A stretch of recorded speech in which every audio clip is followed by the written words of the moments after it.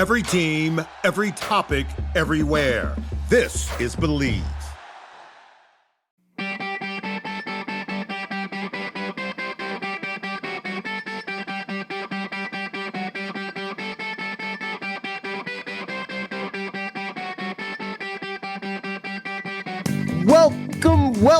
Welcome, everybody, to the Hockey Think Tank podcast, brought to you by the Hockey Think Tank community, a place for all passionate parents, players, and coaches to go to get a little bit of education and a little bit of inspiration regarding the greatest game on the planet. What an episode we have for you guys here today. We are bringing on the GM of the Calgary Northstars, Tier 1 organization up in Calgary, Alberta, Jesse Hale. Unbelievable hockey guy. He has done some work with Hockey Canada, worked with Hockey Alberta, now heading up a youth organization up there in Calgary, one that we work with the Youth Hockey Blueprint, and they are a gold standard, man. They do such a great job with what they do, and Jesse leading the helm there. And so this was a phenomenal conversation. Before we do get over to Jesse and the talent of the podcast, one Jeffrey J. Hulavecchio, just a couple updates. First of all, happy birthday to Steph Dukeshare. Hey, Vex, it is her birthday today. She is former podcast producer, now full-time stud of a person in the Hockey Think Tank team. Vex, you want to sing happy birthday? Happy 25, mama. We're so lucky to have you on the podcast. We're so lucky to know you. You give the best advice. Now she's always giving me parenting advice, and it always works. Like stick the baby in the bath. That immediately changed our lives in the beginning when Sophie would cry every night. We love you, Steph. You are the best. You are a role model. You do so much for your family, for the Hockey Think Tank family, for our podcast family here, and just everyone around you. You're a shining light, and we're lucky to know you. Hope this 25th year is your best year yet. Absolutely. We love you, Steph. Happy birthday. Also gonna say it's been an awesome couple of days here in Chicago. Barry Smith, 7-time Stanley Cup winner, came into town to do some work with us, and we got to do a big coaching collaborative conference with a bunch of different coaches here in the Chicagoland area. We opened it up to everybody, and thank you to Sean Freeman and John Wallen and the guys at Team Illinois for hosting us at their rink. They took over a rink, Vex, that I probably hadn't been to in, 25 years. And what they have done to the place is insane. Which rink insane. It's Addison. I don't know if you remember that rink, Addison, but they've really turned that place around and are doing some really great things in the Chicago hockey area here. So thanks to them. And then also got the opportunity to work with the Chicago Jets, Kent Allen, and the Glacier Ice Dogs Hockey Club, which is the club that my dad is with, and got to do some stuff with them too. They work with us at the Hockey Think Tank as well.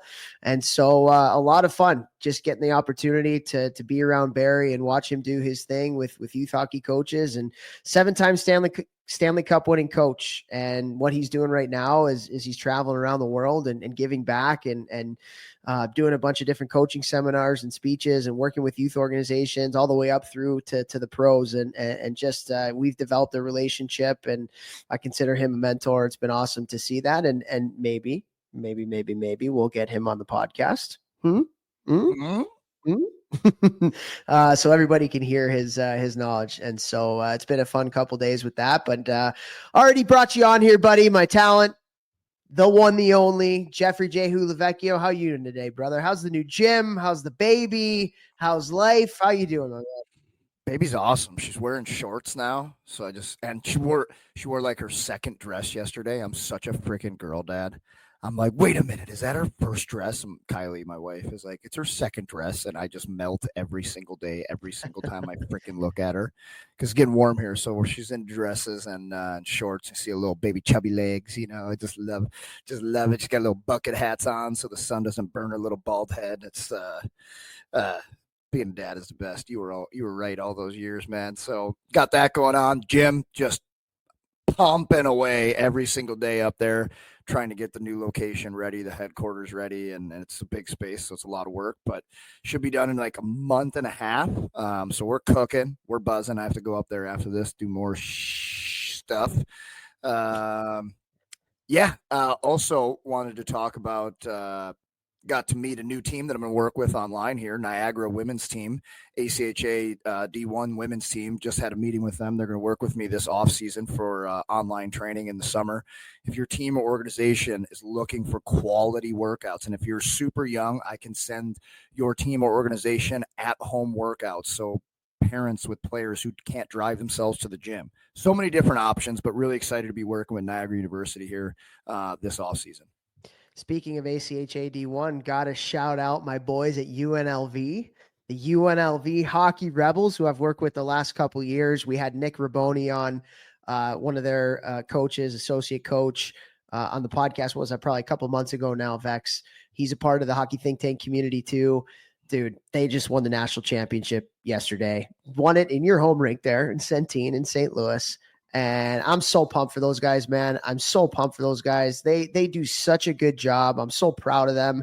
That whole group of players, like, again, I got the chance to go in there a couple different times to work with them, and just good people, man. You win with good people at the end of the day. You win with good people who care and care about each other. And that's who they are to a T, and what they've been able to do with that program. I'm hoping they're going to be a Division I program at some point soon. Obviously, there's a lot that needs to happen for any program to go from ACHA to actual Division I, but they beat the University of Denver, defending national champions this year in an exhibition game. Obviously, winning the national championship at their level is a big deal. So congrats to Anthony, congrats to Nick and their staff and their players. I'm just so pumped for them, man. It's awesome. So cool. Yeah, that was awesome. I saw that. They pretty sure they beat Maryville men's team on the way there, and it's a little bittersweet because I knew that we had them on the pod, so I was happy they won. But tough for my guys at Maryville, who I work with a decent amount the last couple of years,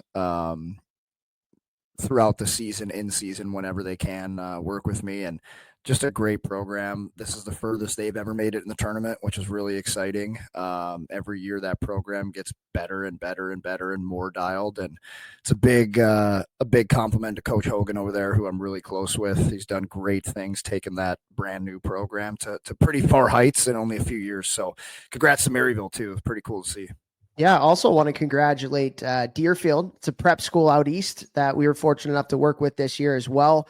And their girls won the championship, and their boys came in number 1 seed into the tournament, and unfortunately lost in the semifinals. But Tim McVaugh, Brooke Fernandez, 2 awesome coaches, and did amazing things out in Deerfield this year. So congrats to them as well. And man, dude, like, it's just fun being a part of organizations and groups and teams that just do it the right way and care. And it's so cool because, they bring us in to share our experiences and knowledge and stuff. But so many times when we work with youth organizations, whether it's, at the youth level, whether it's the college level, whether it's the prep high school type level, we learn just as much going in there and working with them, and it reinvigorates our soul about the game. And it just there are so many great people in hockey, and just the fact that we get to work with so many of them. And I know we kind of did last week. We talked about, the 10 things that I've learned in youth hockey, and talked a lot about some of the different partnerships and work that we do with youth organizations around North America, man. And it's just, man, it's so much fun. It's so much fun. And again, like I said, learning a lot. And so just a grateful dude over here, man. Just a grateful dude. Love it. Just a grateful dude. But again, another awesome guy, man. Jesse Hale, just a wealth of knowledge, just unbelievable perspective about the game.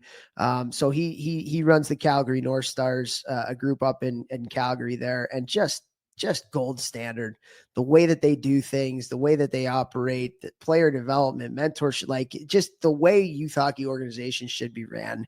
They do it. And so I wanted to get Jesse on here because he is such a wealth of knowledge, has been doing it for a long time, as passionate as they come, as smart as they come. And this is going to be a really impactful episode, I think. A really, really impactful episode. We talk about a lot about USA Hockey, obviously being from the States and getting to work with USA Hockey in different capacities. But he gives us a great take on Hockey Alberta and Hockey Canada and some of the things that they have going up there. And just the way that he does things, it's gold standard. So I know you really enjoyed the conversation too, and I think everybody's going to get a lot out of it. Yeah, he's very well spoken, phenomenal. Said he doesn't do, very many podcasts, and he knocks this one out of the park. So you guys are definitely going to love this one. Yep, for sure. So before we do get over to Jesse, we do have some people to thank.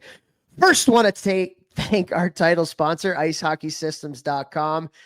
Talk about good people, guys. Like, this is great people, absolutely great people. And go to icehockeysystems.com today. It's the best website out there for all your coaching education needs. Thousands of drills, whiteboard explanations from high-level hockey people, the ability to go in and draw your drills up digitally and send them out to your team, build a drill library, send them to your coaches. And we've partnered with them to do an associations platform where you can get this for every single coach within your organization. And just a complete no-brainer.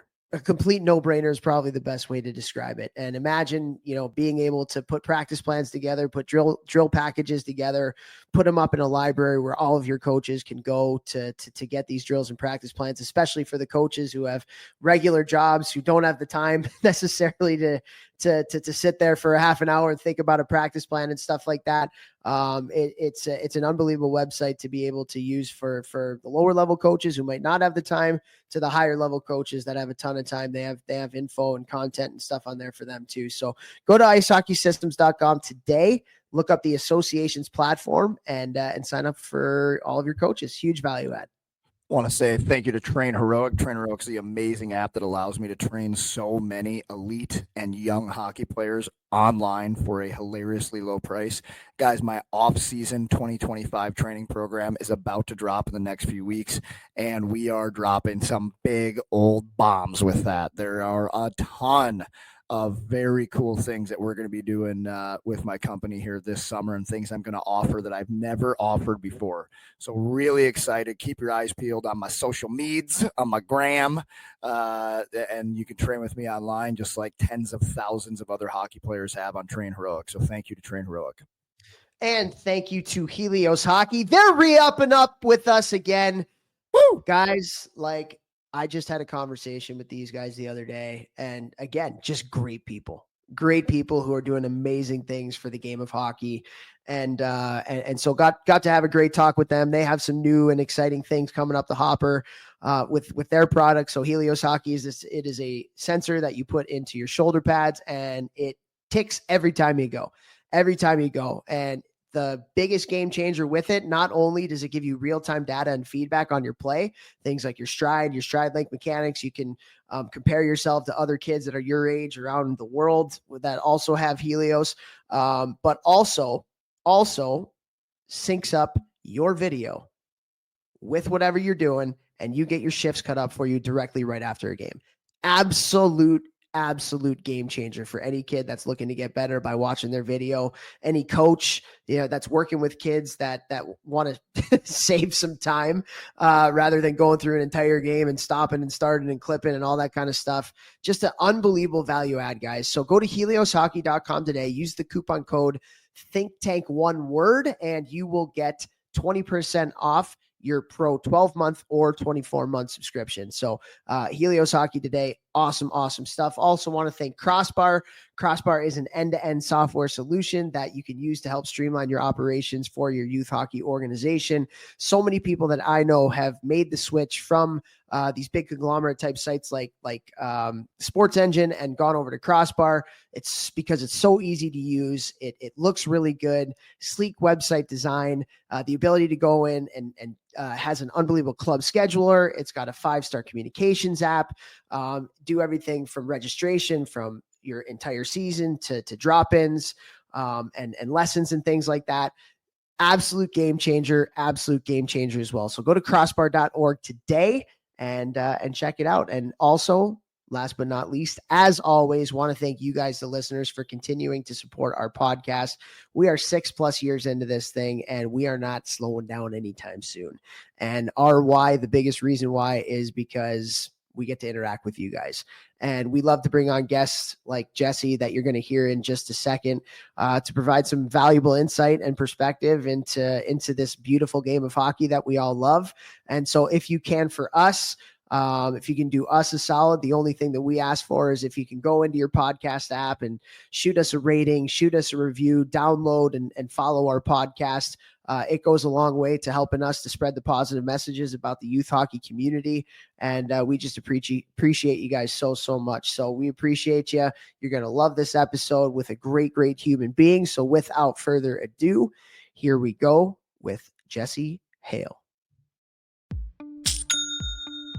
Nobody does selling better than Shopify. Shopify is the home of the #1 checkout on the planet. And the not-so-secret secret, with Shop Pay that boosts conversions up to 50%, meaning way less carts go abandoned and way more sales going through. So if you're into growing your business, your commerce platform better be ready to sell wherever your customers are scrolling or strolling. On the web, in your store, in their feed, and everywhere in between.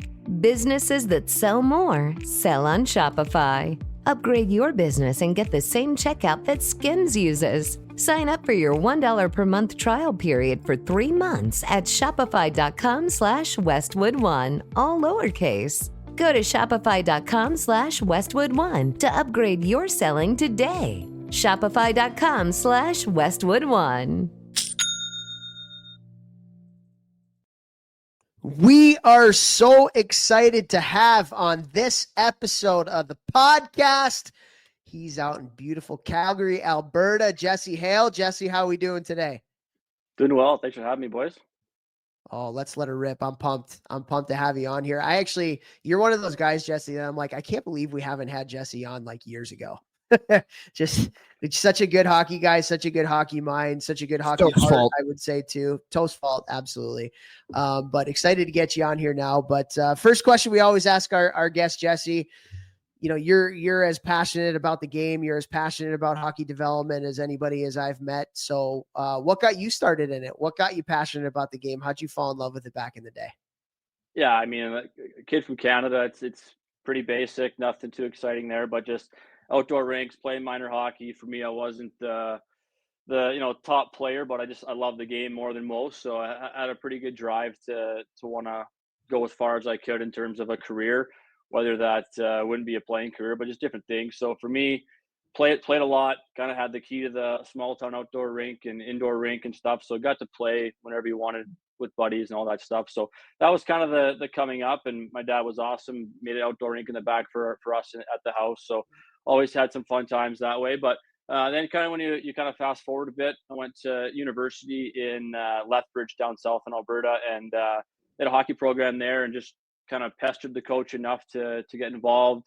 I'll do anything, I'll help the equipment guy. I'll do whatever it turned out to be. So that's kind of where it started. It was just kind of a assistant equipment manager, and then I kind of morphed into video coach, and then a new coach comes in and it's director of hockey operations, and then a lot of things kind of take off from there, and just kind of fell in love with the game. And from there, I got into coaching. From there, I got into a manager of hockey development job with Hockey Alberta.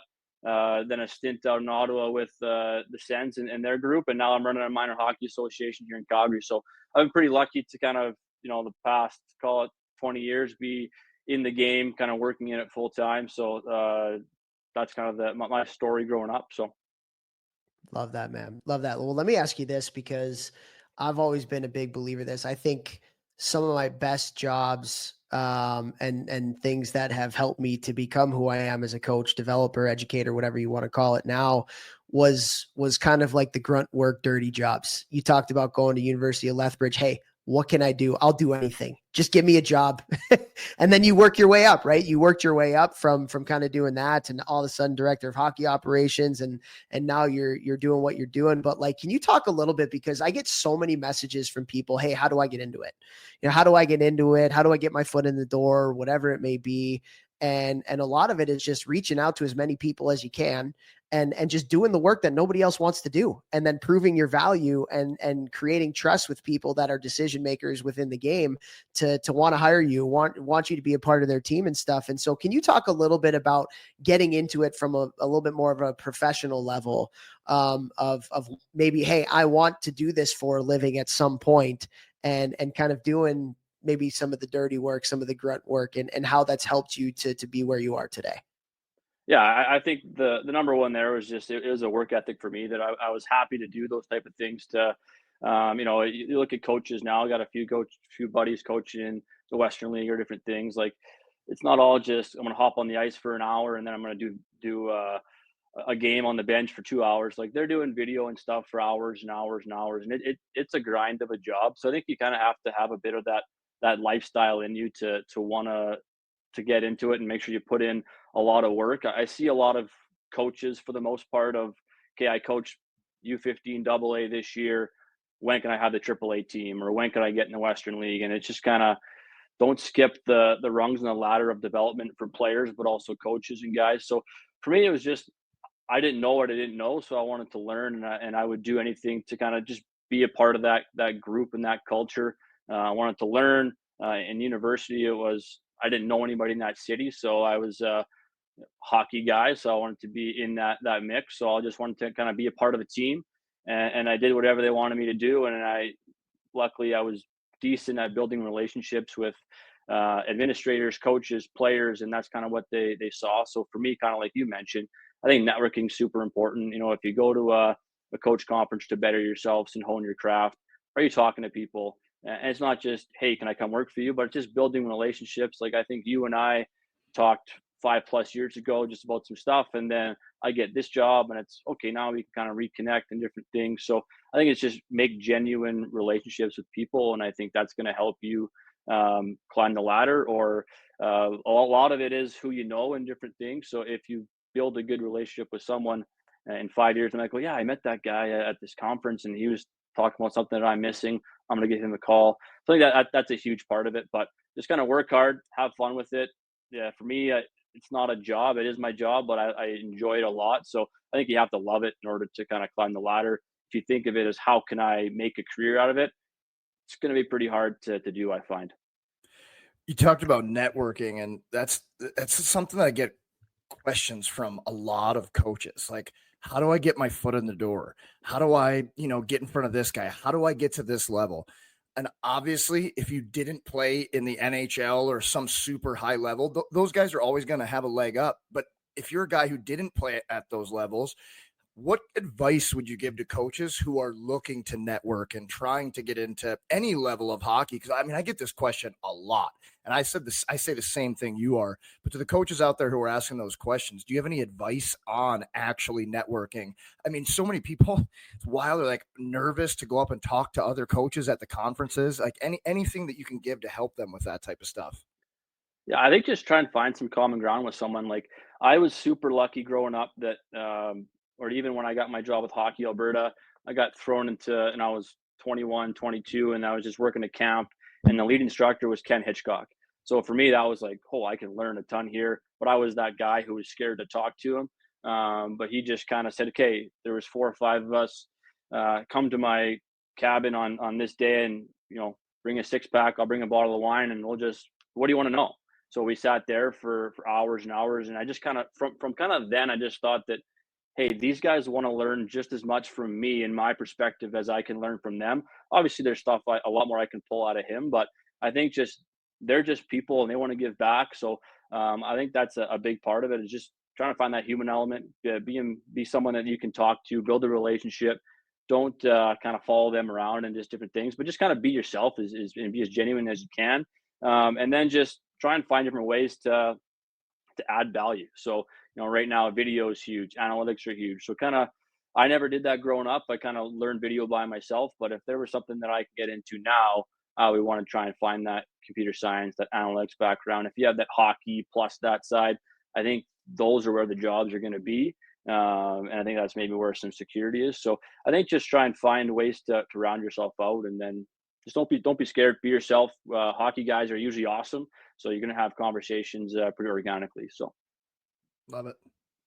Yeah, I totally agree. And I'll even go the other way too for like you mentioned that like hockey guys typically are good guys or women are good women. Like what Ken Hitchcock has done for so many people outside of, you know, the realm of the spotlight. I've heard stories like that with him from so many people.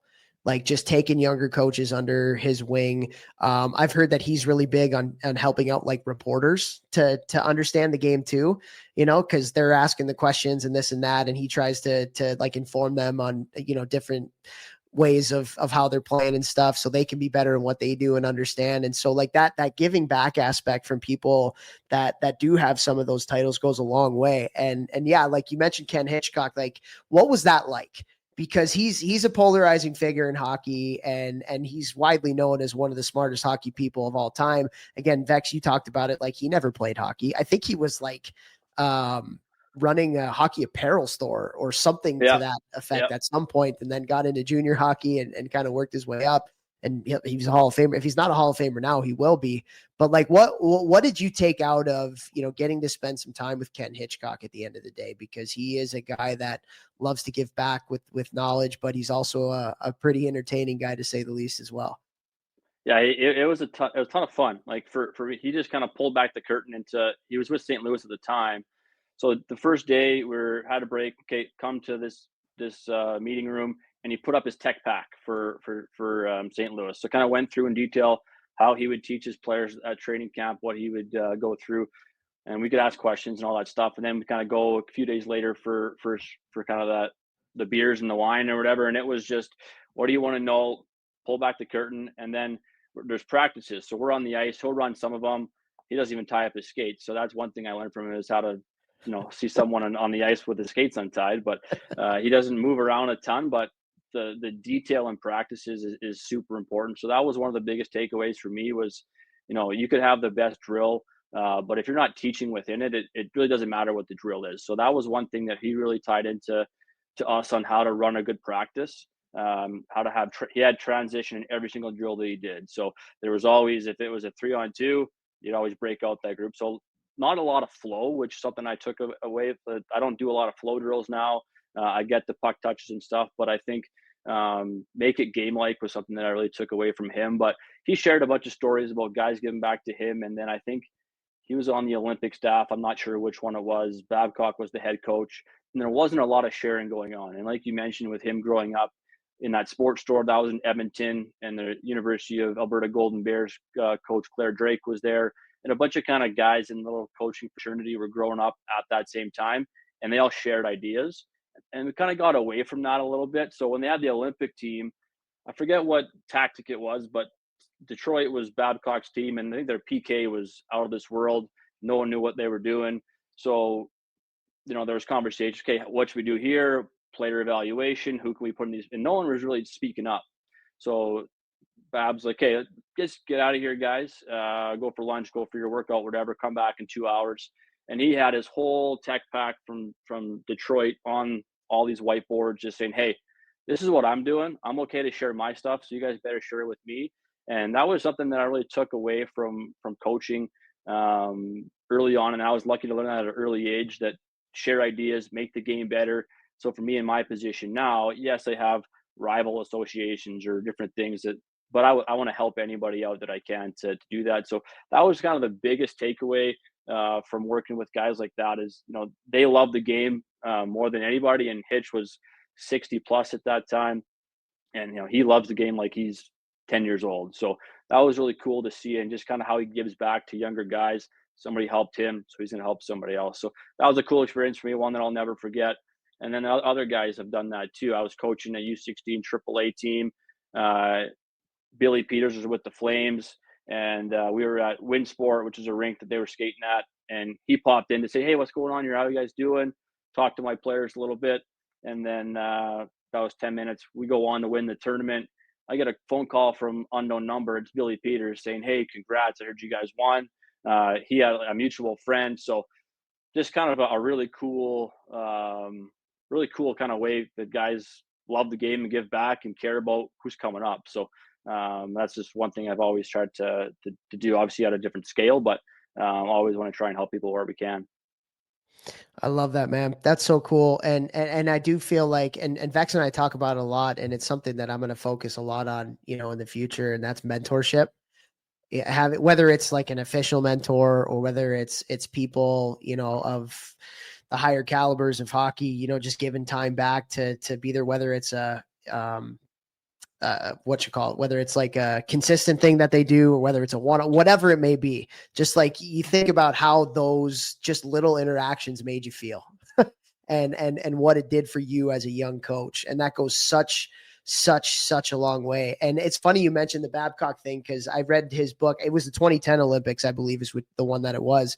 And I think it was called Moments or something like that. And I remember reading that part of it and being like, wow, that's actually really cool that he did that and opened it up. Because if there's not a spirit of collaboration and in a coaching staff, you're not going to get anywhere. Right. And it also helped to build a camaraderie within the staff and stuff. But when I do want to go back to one thing that you said about Hitchcock, and that was every drill or most drills had some piece of transition to it.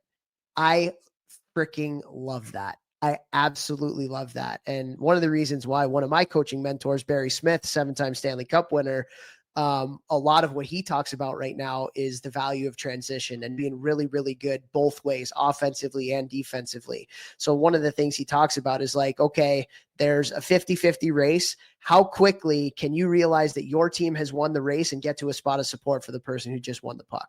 That's what elite teams do. And then from the defensive side, how quickly can you understand that you're now on the defensive side of the puck? How quickly can we take away time and space, get above, take space away? And so can you just dive a little bit more into that from a hockey perspective, and maybe some of the things that were shared that day as far as transition goes and the practice plan that went with it? Because I've been on the ice with Barry, and his drills are insane as far as it relates to and a lot of it honestly is hockey sense. It's the recognition of how to support the puck and how to get above the puck defensively. Could you dive a little bit more into that? Yeah, I think the one that I remember the most was, again, call it a 3-on-2 drill. Play would happen, goalie would stop the puck. That puck would be dead, and then they would just spot a puck in the corner, and the D-man had to just break out to two coaches sitting on the wall, where the drill was dead and over, but the D-man still had an extra point of it, where the 3-on-2 was part of the drill. But now I got to retrieve a puck in the corner, shoulder check, find my exit, and go. So it was kind of scripted, but there's still, we don't know where that puck's going to fly to, different things, rim. So just different ways that I think he added. We're going offense to defense, back to offense, or how do I go back for a puck, make a quick play, support my partner, second quick, just different things that he had that every drill. And this wasn't like a pro camp. It was U15, tier 1, tier 2, the decent players, but it was just super basic stuff of how can I get the puck as fast as possible, and kind of transition it to where I got to go, and then get back on D if I can. And then just the detail of stuff is what, again, guys just run drills and think kids are going to get better just because they're doing a drill for 10 minutes. But, going back for a puck, okay, let's get first touch forehand on this puck. So when I get it, I'm already loaded, and boom, I can make a play, versus getting on my backhand. Now I have to change here and then make a play. It takes that extra second. So just the amount of detail on how to play fast, I think it was at that time, that was kind of it still is, but that was 10 years ago. That was kind of the big thing. How do we transition quick? And that was just some keys that he had of how to kind of get the puck out of our end as quick as possible and go to the fun zone. The fun zone. Love that. Were you saying at that first drill at the end, like usually the D would fall off and then they had to make it?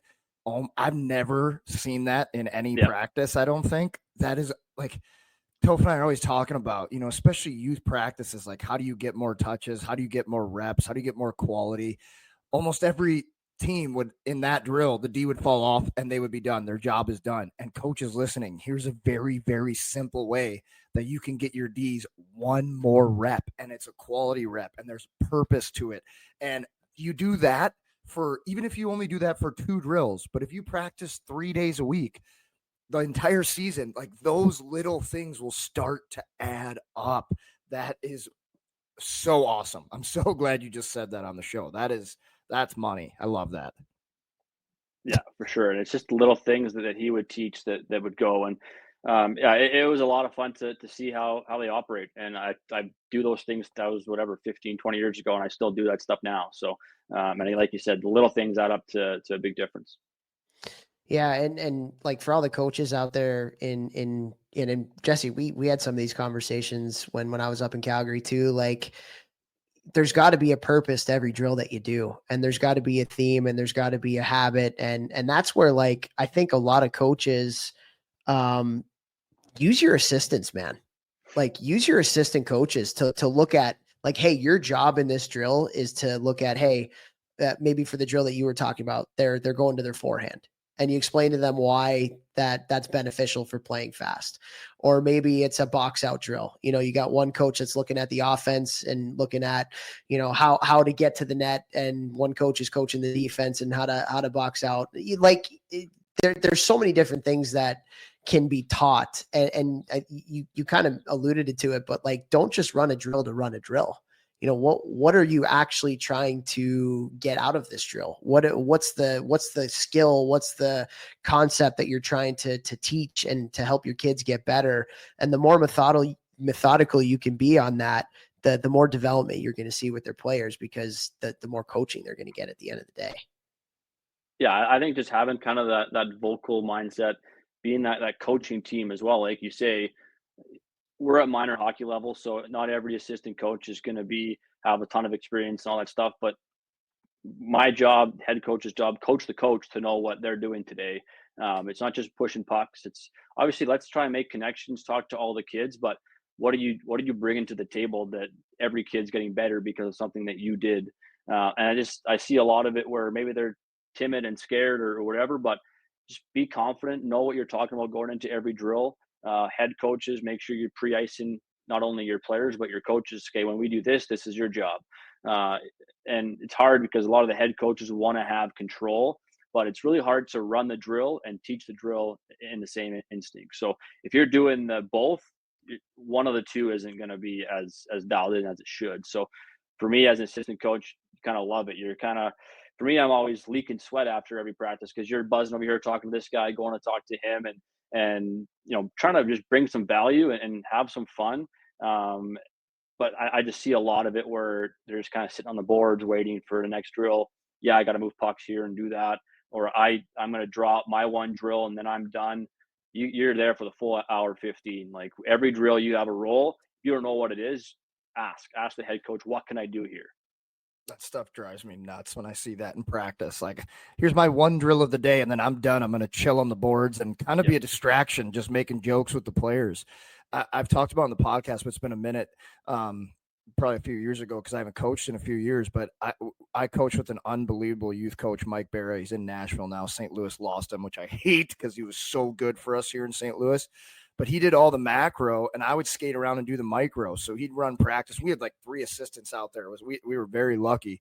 But like, I was like, hey, I'd love to just like hone in on details when I see them. Like, you're coaching the big stuff, and then like it's a shooting drill, and I see a guy always shooting off the same foot or never pump faking and doing some type of change of direction. I'll go up and work on that with that guy real quick, or not shoulder checking, and I notice that, hey, I'm going to go tell this player, and I'm not in the way of the practice. I'm not ruining it, but I'm at least adding value when I don't need to be passing a puck in the drill or something. And coaches, like, just think, how can I add more value? How can I? And if coach doesn't give you a job, find a way to add more value yourself. You know, do the micro, figure something out that you can help all the players on the ice get better and not just stand out there and be farting on the boards. And that's every level. That's like whether you're coaching 7-year-olds or just learning, or you're at the NHL level. Like, every aspect, every kid, every grown man, woman, they can learn something. Yeah. So bring some value every single time you're on the ice. Love it. Motto of this part of the conversation: do not fart on the boards. Don't be farting on the boards. You can fart on the boards if you're moving, but if you're sitting, no. Get moving, coaches. Just crop dusting everybody. Nobody does selling better than Shopify. Shopify is the home of the #1 checkout on the planet. And the not-so-secret with Shop Pay that boosts conversions up to 50%, meaning way less carts go abandoned and way more sales going through. So if you're into growing your business, your commerce platform better be ready to sell wherever your customers are scrolling or strolling. On the web, in your store, in their feed, and everywhere in between. Businesses that sell more, sell on Shopify. Upgrade your business and get the same checkout that Skims uses. Sign up for your $1 per month trial period for 3 months at shopify.com/Westwood1, all lowercase. Go to shopify.com/Westwood1 to upgrade your selling today. Shopify.com/Westwood1.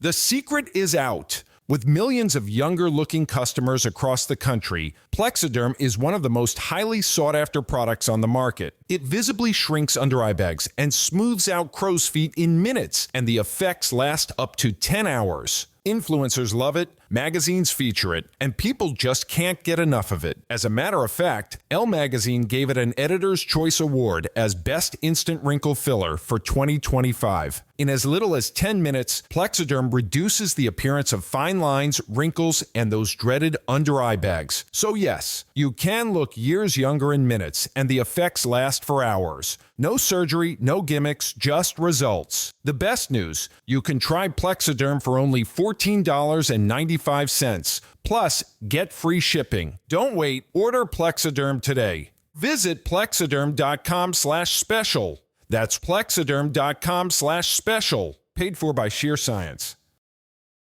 Well, Jesse, along this conversation, you get the opportunity to be the manager of hockey development for Hockey Alberta. And for those that don't know, Hockey Alberta is an affiliate of Hockey Canada. And for the Americans that are listening, you know, we talk a lot about USA Hockey because we're so involved with USA Hockey and done a lot of things, know a lot of the people, not as much on the Hockey Canada front. So what I'd love to ask you just kind of first is, you know, you work with Hockey Alberta. What are some of the things that you feel like Hockey Alberta as an affiliate of Hockey Canada does really, really well to develop players in that area? The hard part about Alberta, as a lot of other places, whether it's in Canada or the United States, is you have all these different people that you're servicing, and they're all very different in their region and how big their organizations are, how many kids, there's so many things that go into it. But just as a whole, what did you learn, and what are some of the things that Hockey Alberta does that really helps on the player development side in your region there? Yeah, I think development is the word for them for sure. Like, I think give or take one or two, they have 30 staff. You got marketing, you got a CEO, you got foundation, but 12 or 13 of those staff members were in development. So that's coach development, player development, association development. So when I was there, I started out in Lethbridge after I went to university, and we had this regional centers. So I had basically Southern Alberta, and I would kind of work with their coaches, work with their players, and just whether that be, again, U9 up to the AAA group, however we can service them. Coach development was huge. And then I think from there, we had 6 of those across the province. So our whole province is kind of covered with a person who is, I'm taking care of this region, their players, their coaches, their associations.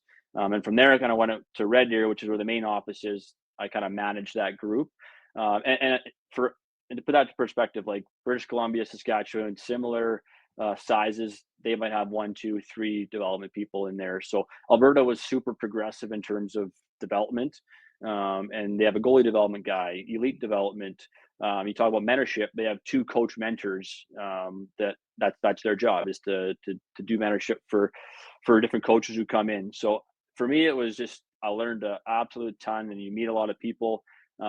But I think for what I learned there is just what development actually is, and how in my job now, when I'm working with one association, I basically took what I was doing there, spread out a bunch of region, and put it into 250 members. So a lot easier to manage with 250 versus, tens of thousands. So it's definitely something that they've done very, very well. And we're in the same province as Hockey Canada there in Calgary. So we communicate a lot. We're on lots of work groups. You talk about, the body checking stuff, half ice, cross ice hockey. We were kind of involved in a lot of those conversations to roll that out. But like you say, what you're doing in small town Alberta or, Edmonton, Calgary is way, way different. So hard to find that balance. But for us, it was basically just, here's a menu of things that we can do to help your coaches. Go out and do some seminars. Here's some things we can do for your players. We'll do lots of player programming and camps throughout the spring, summer. So pretty wide variety of stuff that we did. And then kind of something that they're doing now is just creating a standard for a minor hockey association. Kind of go audit them. Hey, do you have skills coaches? Do you have a goalie coach? Do you have strength conditioning coaches? If you don't, you're not that they're going to kick you out of the league, but you need to kind of bring it back up there. And if you do have all those things, maybe there's some perks. So you can host the provincial tournaments, or you can get some extra funding for different things. So I think that they're super progressive on a lot of that stuff. The game is changing a ton. It's hard to change. If you're Canada, it's hard to change everything for everybody. Provincially, kind of same thing, smaller scale, but I think they've done a great job. And the resources that Hockey Canada provides is incredible. I think just trying to get those resources that they have into the hands of people who need them is the biggest struggle. And I don't know, I can't speak for the States, but maybe some different markets, they're not typical hockey markets. If they don't have ex-pros running stuff, like I know Chaser does a good job in St. Louis and stuff, but if they don't have that, they're going to take what USA Hockey gives them and do it, versus everyone's an expert in every town here now. So they're not going to take those great resources. They're going to do whatever they did when they were growing up. And now you're not really working on the modern game. And I think that's where things kind of get lost a little bit. But it's not for lack of trying, not for lack of resources. It's kind of like, I think you told us before, was trying to win that information war of this actually what you need to be doing. We have all this stuff. It's just, how do we get it in the hands of the people to do it? I love that, man. And let's talk specifically a little bit about coaching development. I've actually had a couple different phone calls today from people. There was one that was in Canada and one that was here in the States, and talking about the model, right? The model, community versus professional, like, whatever it may be. And I think we're probably guilty of this too. So much of what we talk about sometimes is on the model and less on the things that make the models really, really good. And like, even you think about Minnesota, we love the community hockey model, and we are big believers in that. But another part of the reason why so many people or there's such great development in Minnesota is because they have great coaches. They have great coaches who come back to their communities and get involved, and their kids are playing hockey.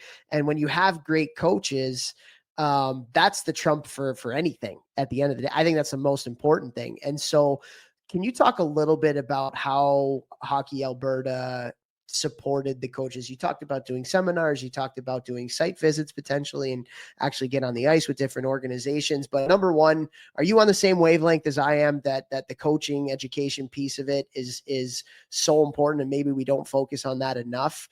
And then also, what are some of the things that you guys did with Hockey Alberta to help to educate more of the coaches in your areas? Yeah, I'll touch on both, kind of what currently running an association versus Alberta. For me, I learned quickly. This is kind of my 5th year, I think, in this gig, running a minor hockey association. We have 13 AA, AAA programs. Learned very quickly that my job's a lot easier, and we're going to do a lot better with great coaching. So if I don't put a lot of time and energy into whether it be keeping great coaches or developing great coaches, it's going to be a tough year. I think that you got to make sure every level, head assistant coaches are taken care of. So, and you kind of rewind to, about Hockey Alberta. So we had those 6 regional centers across the province. Each of those centers have 20 associations that they kind of take under their wing. Some have 100 players, some have, a couple thousand players. So a little bit different, but, Hockey Canada created this thing called instructional stream. So skating, shooting, puck control, checking skills, and it's an hour and a half in class, hour on ice, and you go through that stuff to teach the coaches kind of what that is. So and there's kind of different levels, 1, 2, 3, depending on how advanced you are. So we would go run those, but then we created a bunch of different things that the sexy topics of the power play, or you get in nitty gritty of face offs, and you kind of go out and do some of those seminars with different groups. And a lot of that stuff is free. It's just kind of a budget that we had. So you're taking that cost deterrent away. And then when I was in Red Deer, we created kind of based on my experience with Hitch was Coaches Giving Back, was a partnership with the Western League that before the game we would have the opposing coach come in before the game, talk about a topic that I would present on for about an hour. Coach would come in and he would talk about that same topic. And then we'd go watch the game, have a beer, have a hot dog, come back after the game, and then the home coach would come up. So that was in Red Deer a lot of times. So Brent Sutter would come up and talk about that or the game or questions. And, you look at guys like Brent Sutter, Don Hay, guys who are legends in that league. And like the rink guys had to kick us out of there a bunch of times. Like we'd be in there for 2-3 hours just because they want to talk hockey. They want to get back. So I think it's just trying to find ways to kind of get in front of people. Coaches want to learn. What can you provide? A couple of years, we did a coach conference. That's kind of gone away. They're talking about bringing it back. I sent 5 guys to Michigan the last 2 or 3 years for the coaches site. We're going to send guys to the NHLCA this year. So it's just trying to find ways we ask our players to get better. How are you as a coach getting better every year? So those are things that we've kind of implemented to just support coaches, coach mentorship. They have different kind of, call them Team Alberta events, where you have a regional team of your top 100 players in Alberta in certain age groups. So coaches get selected for that. They have mentors throughout kind of a couple months of a process there. So they get better that way. And just not a lot of other provinces, I don't know about states, really do that for their coaches. And again, without good coaches, it makes the seasons tough. And there's the expectations now with how many different options there are and landscape of change, the hockey's changing.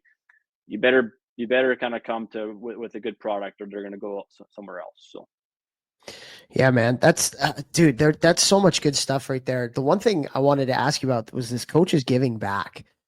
That seems like an unbelievable thing. And I even think about, like, we have the USHL team here in Chicago, doing something like that where before the game, you have the opposing team come in and talk to a bunch of coaches that are there. You give them free tickets to the game. And then after the game, the steel coaches, maybe it's a different coach every time. Maybe one time it's the head coach, then you have an assistant, then you have a strength coach, then maybe your GM, whatever.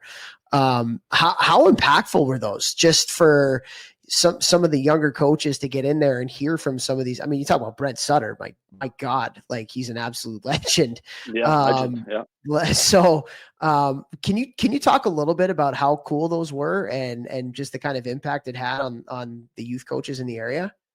Yeah, it was huge. And like, we would kind of schedule them, hey, Friday night. So it's kind of like coaches night out too. So it's fun for them to kind of get their group together. For me, there was a time where you get burnt out and different things happen. Going to those and putting those on kind of let that fire back for me to kind of coach more. So you just see those guys and how much they love the game and how much they get back and how willing they are to help anybody. And you just learn a ton. So I thought it was great. And again, networking is important. So yeah, I can't recommend those enough. And they sold out every time for the most part. Wherever we did them, they would sell out. So I did that in the Western League, and we kind of, hey, this is working pretty well in the big centers. Let's go to the AJHL, the Junior A League, and kind of a similar thing, smaller town. But yeah, tons of value from coaches, and whether they learned took one thing away from one of those things, they're a better coach, and they had some fun and just I thought they were great. Vex, what are your thoughts on that, man? I see you're kind of like, dude. I'm thinking, how do I do this in my industry? Like, I need to do this. And my buddy, Dr. Tony, he does this in his industry, which is like functional sports medicine, and brings in some trainers and stuff. I think every industry should do this. Toph was talking about the importance of mentorship a little bit earlier. And for me, it's literally everything. Mentorship has changed my life, both being a mentor and a mentee. And I was talking to one of my guys the other day, and I was saying, man, I wish I would have started coaching on ice lessons earlier in my hockey career, like when I was like in juniors, because when I started teaching young kids things, it made me better at them because you have to attack it from a different angle. And like then in my own playing, I was like immediately better in teaching and coaching and mentoring. I just think it's so important for everyone involved. And this is like literally the coolest thing I've ever heard. Toph, what you're saying, like USHL, like why don't they do that? Why don't they do that? Sounds genius. Let's get this going. Maybe we should get her going. Maybe you can do something in St. Louis, Lindenwood. Right. You know, you got Let's college go, teams bro. coming in there. Yeah. And one thing with that, last thing I'll say on it, it's like, again, you got Brent Sutter, you got Don Hay, you got Mike Johnston, who coached in the NHL. Not one coach said, no, I won't do it. They all, yeah, I'll do it. What do you want me to do? Do you want me to prepare something? Do you want me to do? So they were all in. Like every single guy, whether they were ex-NHL coach, ex-NHL player, they were all in. So I think it just kind of shows, again, we talked about before, great hockey people. There's a lot of them in the game and they all want to give back. So very cool. 100%, man. Well, let's transition a little bit. You got to working with a lot of different organizations with your work with Hockey Alberta, and now you've, like you said, you've been able to take what you've learned to use it on the organization that you have. And I've told you this before, man, but you guys do such a freaking good job there up in Calgary with your group. When I got the chance to go up and visit, it was awesome and a great learning experience for me too. What are some of the biggest things that you learned now being on the micro of it and having your hand and touching so many different parts of the organization, from coach development to parent stuff to player development, things like that, while focusing on the macro of the club as a whole? What do you think are, because we do have a lot of youth hockey coaches and program directors that listen. What are some of the biggest things that you've learned in the 5 years or so that you've been doing this now?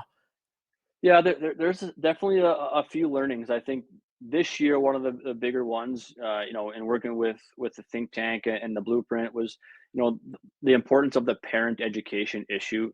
Maybe not issue, but I just think how you need to do more for them and help them out a little bit more. Whether that be, how do I get my kid to junior? Can he get there? How do I talk to my kid at the rink? How do I talk to other parents? Just different things that I definitely didn't think about. How do I drive home? That type of thing. I think that's super important, that all associations need to do something to help their parents, whether that be a parent handbook, whether that be a couple seminars. I think that is super, super important to do, is parent education, help them understand the minor sports journey, that I think is super key. And then I think, go ahead, Bex. I was just going to say something that from the gym side, like my business models, I try and put gyms in rinks so that everybody wins. I can give cheap training to players in season. But one of my biggest goals is I offer a monthly speech to each location. Some of them don't use it. And I'm like, we're talking about this, like free parent education. It's free. Like I get paid a lot of money to speak. I'm trying to do it for free. And then I bring in like a nutritionist. I bring in a sports psychologist. I bring in a mindset coach, a video coach, and just try to give these free speeches away to just give back to the parents. And like every single time they're like so grateful for all these things that they haven't heard. And if they're younger, it's just going to help them kind of formulate, well, how do I attack this whole youth hockey thing if we get those speeches in front of them when they're younger and able to help them as much as we can. And the parents are so grateful for this stuff. And it's really not that hard to organize. Like we need to be doing more of this stuff. Yeah, that was the message we had when not only when Toph came here, but we did it online for us. And like there were some people who emailed me right away, like kind of moved to tears of, I wish I knew this earlier. So I think that it's just super impactful what that could do. So that's the parent side of things. And then, kind of shift to, for me, the first thing I did was just use my development knowledge and plug in as much as I could to help out our players and our coaches. And that's just hasn't changed. So I think just, you can't just assume that things are going to happen because you have a coach on the ice, or, you talk about life skills. We actually put a program in place. Okay, what is your plan, coach, to develop life skills for your team? Not just how you're going to develop your power play and different things, but life skills. So because hockey can be a great vehicle, minor sports can be a great vehicle for life skill development, but you can't just assume that because you're going to the rink, you're going to learn, how to be a good teammate, if you don't have that environment created, it's not going to happen. So how do you create that environment? So that was one thing culture wise. I think that we've taken a huge step in doing what we do and how we've kind of had some success. And it goes in waves. It's not all just, oh, since I've been here, we've done well. There's a lot of things that have happened in this job. It could be a dream job. It can be a nightmare. As I told Toph, if you don't have a good board of directors who kind of let you do the hockey thing, it's tough. And that's kind of, for me anyways, and I can say this because they told me this in our association, I got a job is because they hit rock bottom by kind of letting maybe board members be too involved or not having a hockey person running things, not following policies. And it was a tough association on the ice and off the ice. And now we've shored some stuff up and our board's great. So it makes it that dream job that I can kind of have the I want to say power, but just kind of the authority to say, this is how this is going to run on the hockey side. This is how we're going to help players, how we're going to help coaches, who our coaches are going to be. Our coaches are going to pick the teams, not the board, that type of thing. And just kind of adding different things in terms of development. Truthfully, like in Alberta, that's what I know. There's over 150 associations, and obviously some of them are bigger and smaller than the others, but only 4 or 5 associations have director of operations or whatever you want to call it. So it's a new position in Canada and out west for sure. So I don't know how others don't. And since I've had this one, you've seen kind of 3 or 4 pop up. So I think people are seeing that the game is becoming a bit more professionalized and a business per se. I don't really love that it's a business, but there's definitely options out there that you have to make your program better or no one's going to come to your program. And one of the biggest things too, kind of going along with that, is like what I was most impressed with in getting a chance to work with you guys. And we say this a lot, but it's like the more work that you do up front and the more intention that you put into things, like obviously the product is going to be better, but with that also, you're going to have to put out a lot less fires. The more you educate your coaches, the more parents are going to be satisfied with how their player is developing. The more that you do life skills, like you talked about, like the more, just like the better your players are going to be on and off the ice. The more parent education you do, the less questions you're going to have to answer to them, just because a lot of the parent stuff that comes up is just, they don't know.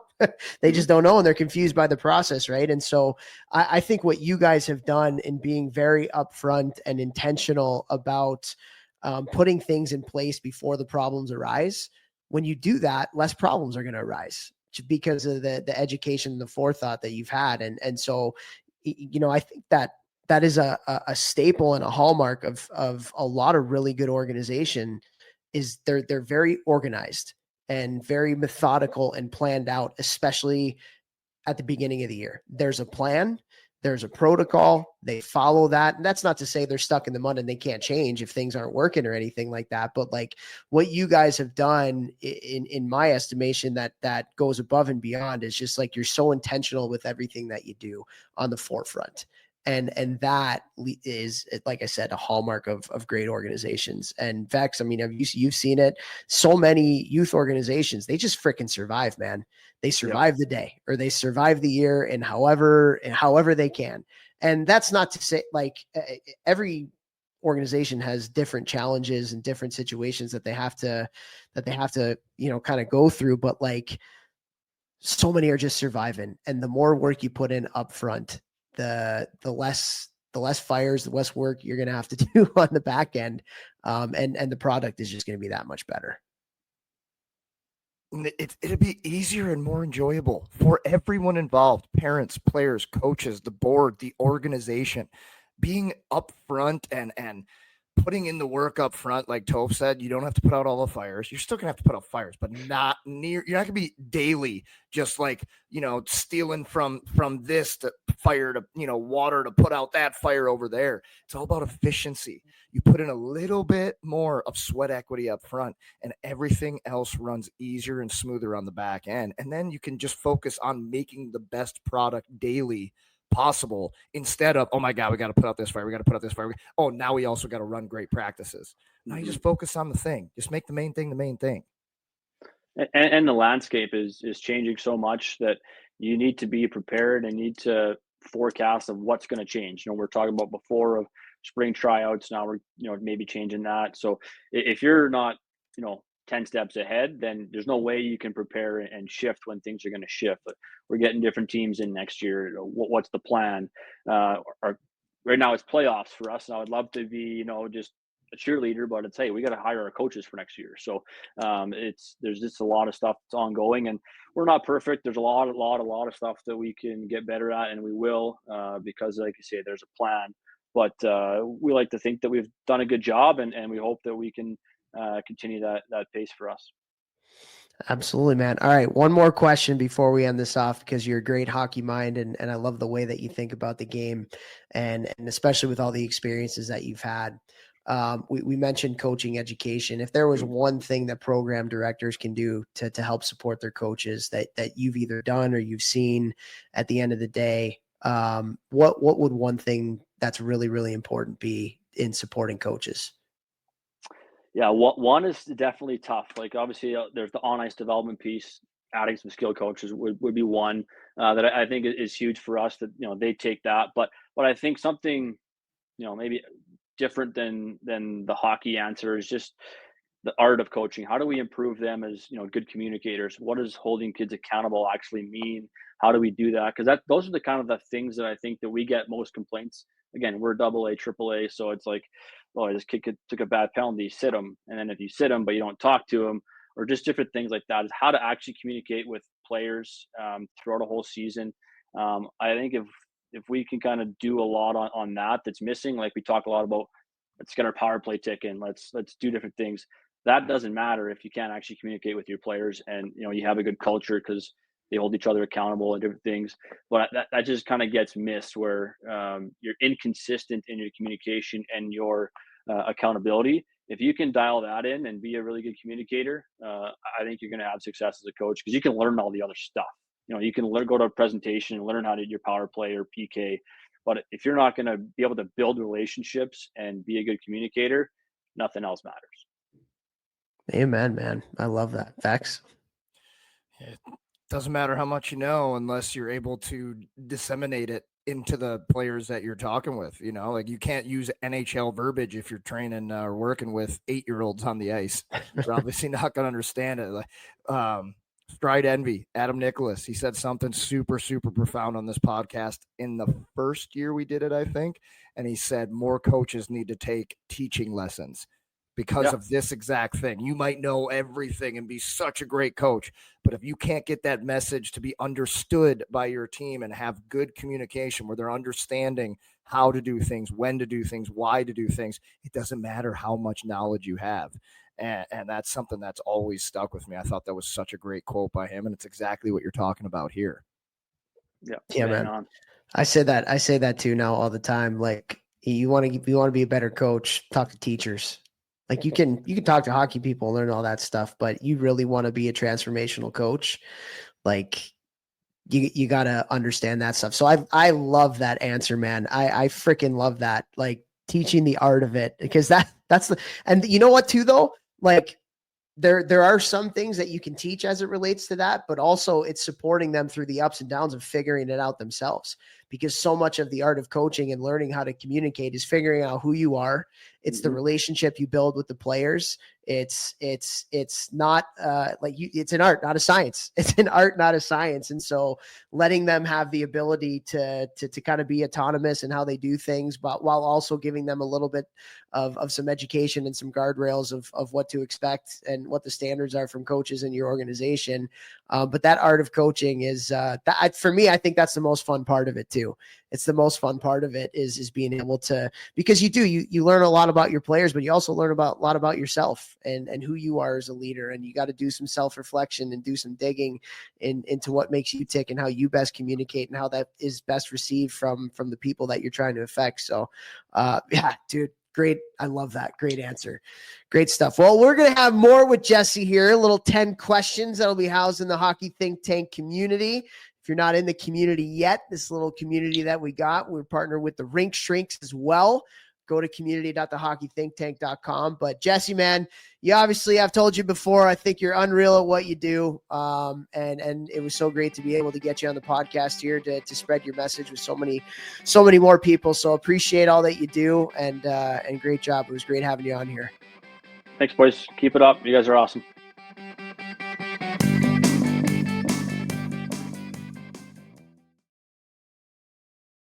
This NHL season has been as predictable as a puck rolling on its edge. No one knows where it's going, but that just means there's time for your favorite team to figure things out and games left for you to get in on the action at DraftKings Sportsbook, an official sports betting partner of the NHL.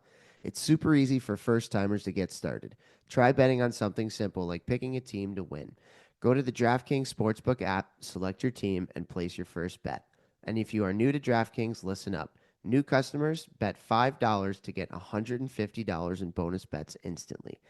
Download the DraftKings Sportsbook app now and use code THPN. That's code THPN for new customers to get $150 in bonus bets instantly when you bet just $5. Only on DraftKings.